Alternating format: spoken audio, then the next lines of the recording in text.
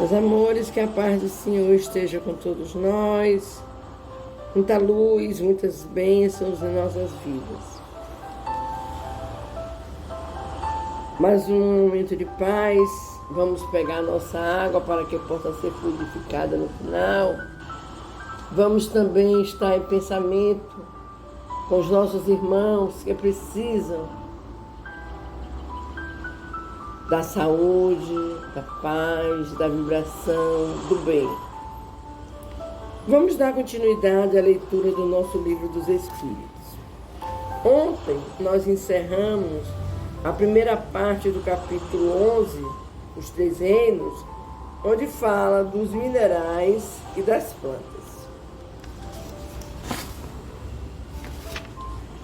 Fala também dos animais e dos homens.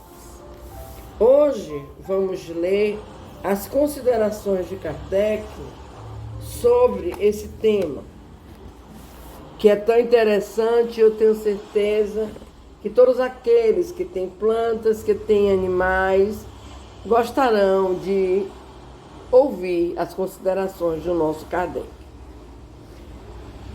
Esses 4 graus têm, com efeito, caracteres nítidos, ainda que seus limites pareçam se confundir. São os minerais, as plantas, os animais e o homem. A matéria inerte que constitui o reino mineral não tem senão a força mecânica. As plantas compostas de matéria inerte são dotadas de vitalidade. Os animais compostos de matéria inerte e dotados de vitalidade têm a mais uma espécie de inteligência instintiva limitada com a consciência de sua existência e de sua individualidade. O homem tem tudo o que há nas plantas e nos animais. Domina todas as outras classes por uma inteligência especial, indefinida, que lhe dá a consciência do futuro, a percepção das coisas extramateriais e o conhecimento de Deus. O organismo humano nos oferece exemplos de movimentos análogos, sem a participação da vontade, como nas funções digestivas e circulatórias.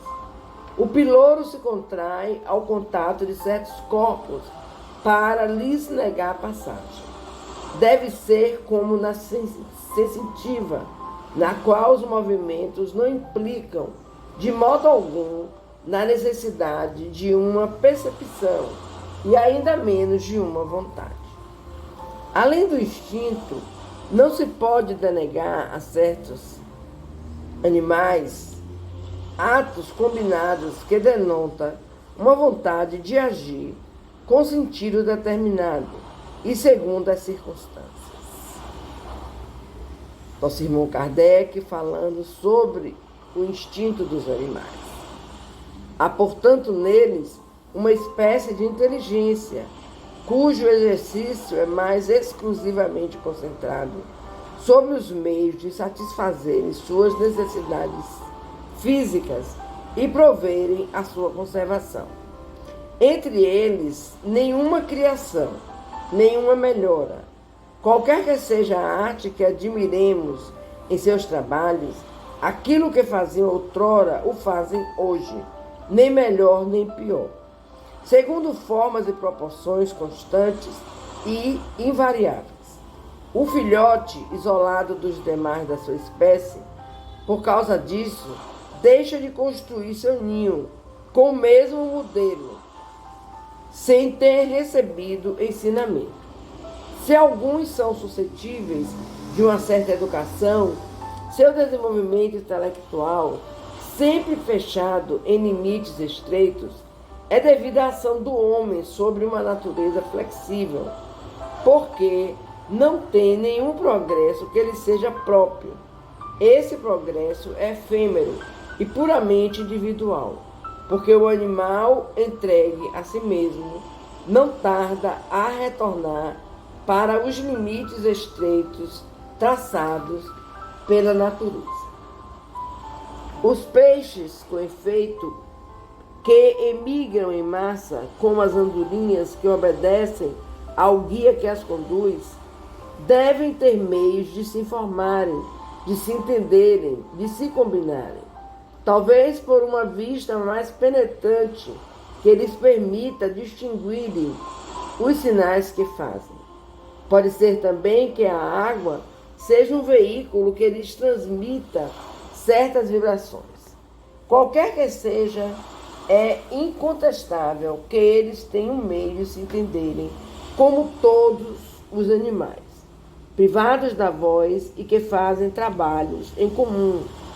Deve-se espantar depois disso que os espíritos possam se comunicar entre si sem o socorro da palavra articulada. Não há nisso nada de extraordinário. Imaginemos nossos animais, os mais inteligentes, o cão, o elefante, o cavalo, com uma conformação apropriada aos trabalhos manuais que não poderiam fazer sob a direção do homem. O espírito, encarnando-se no corpo do homem, lhe traz o princípio intelectual e moral, que o torna superior aos animais. As duas naturezas presentes no homem dão às suas paixões duas fontes diferentes. Uma provém dos instintos da natureza animal, outra das impurezas do espírito, do qual ele é a encarnação e que se afina mais ou menos com a grosseria dos apetites animais. O espírito, purificando-se, liberta-se pouco a pouco da influência da matéria, sob a qual ele se aproxima da brutalidade.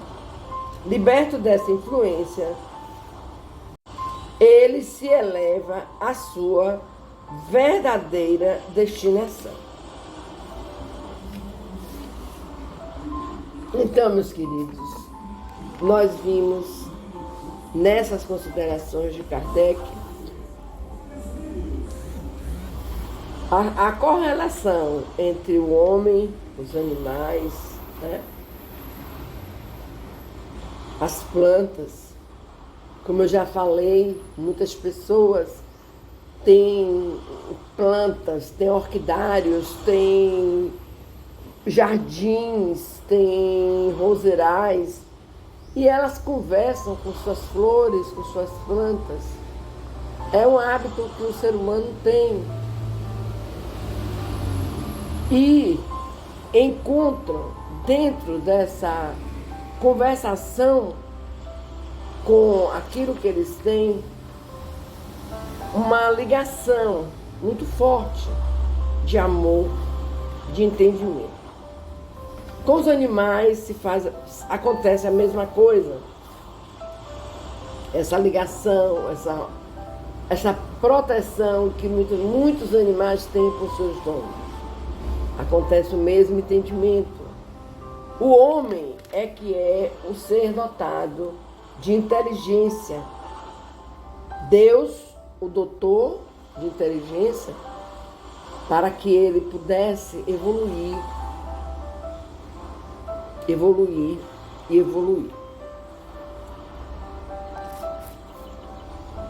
Depois nós podemos voltar a falar sobre os animais. Caso algum de vocês queiram, é só mandar me falar, que falaremos sobre os animais. Que eu acho que no momento é algo que mexe mais com o ser humano, é a vida animal. Vamos começar com Deus? Senhor Deus Pai amado, Pai de amor e justiça e bondade, nós estamos, Pai, todos os dias a clamar a Ti pela humanidade, pelos Teus filhos, por aqueles que estão doentes do físico, do espírito. Tende misericórdia, Pai querido. Tende misericórdia e coloque em cada um deles aquilo que precisam para uma paz espiritual. Eu hoje gostaria de fazer um preâmbulo sobre a cantora Preta Gil. Nós estamos vendo, Senhor, a luta dessa menina. Mas também sabemos que a luta humana tem um ponto determinado, um fim. E é você que determina, Senhor. Que ela tenha paz espiritual para seguir com essa luta, que deve ser uma luta terrível, de dor. Mas ela tinha que passar por isso, Senhor. Fazia parte do processo reencarnatório dela. Ela está sendo guerreira. E que ela consiga ser guerreira até o fim.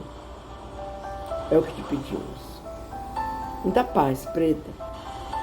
Muita paz. Leva, Pai querido, aos nossos irmãos que sentem a dor, essa paz que se faz tanto necessária, esse alívio da dor, conforme o merecimento de cada um, Senhor. Eu sei que Tu nos ajuda. Aqueles irmãos que sofrem dos problemas emocionais, psiquiátricos, também são irmãos que sofrem muito, Senhor. Alguns com problemas congênitos, eles já nascem, já trazem na genética aquela doença. Outros que buscam, através dos vícios, adquirirem esses males. Nós temos o livre-arbítrio,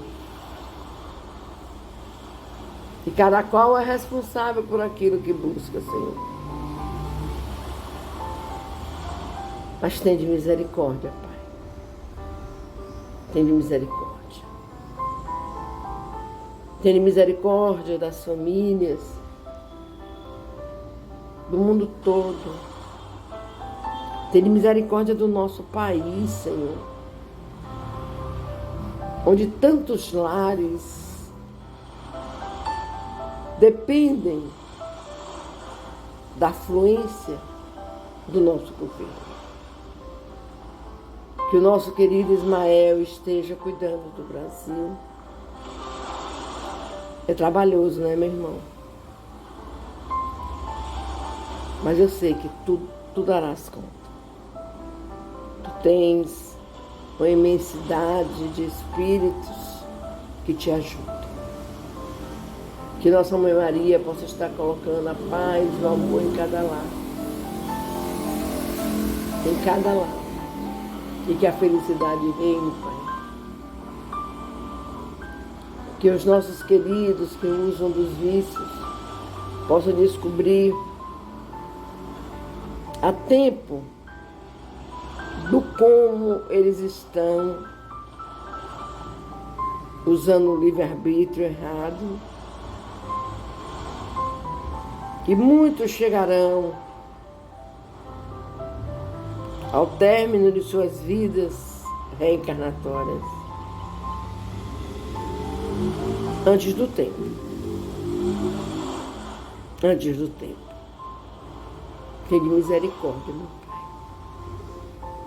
Tende misericórdia. Que assim seja.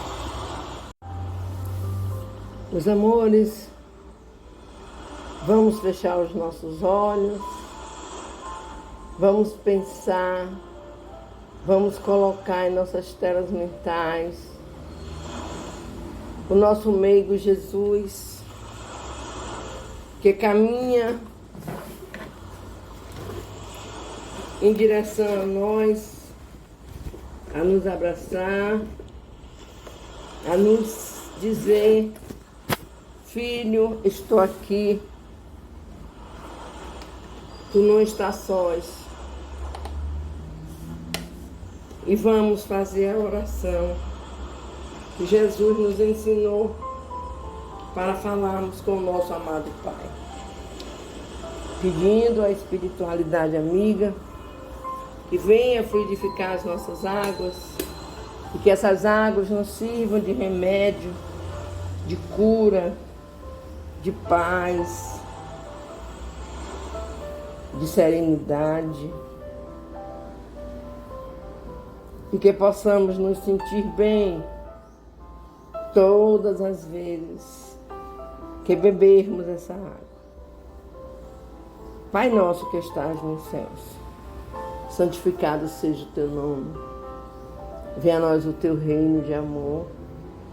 Seja feita a tua vontade, assim na terra como nos céus. O pão nosso de cada dia nos dai hoje e sempre. Perdoa, Pai querido, as nossas ofensas, assim como nós perdoamos a quem nos tenha ofendido. Não nos deixeis cair em novas perturbações, mas livrai-nos, Senhor, de todo mal, de toda angústia, de toda tristeza. Confiamos em Ti, Pai amado, pois Teu é o reino, o poder, a honra e a glória por toda a eternidade. Que assim seja.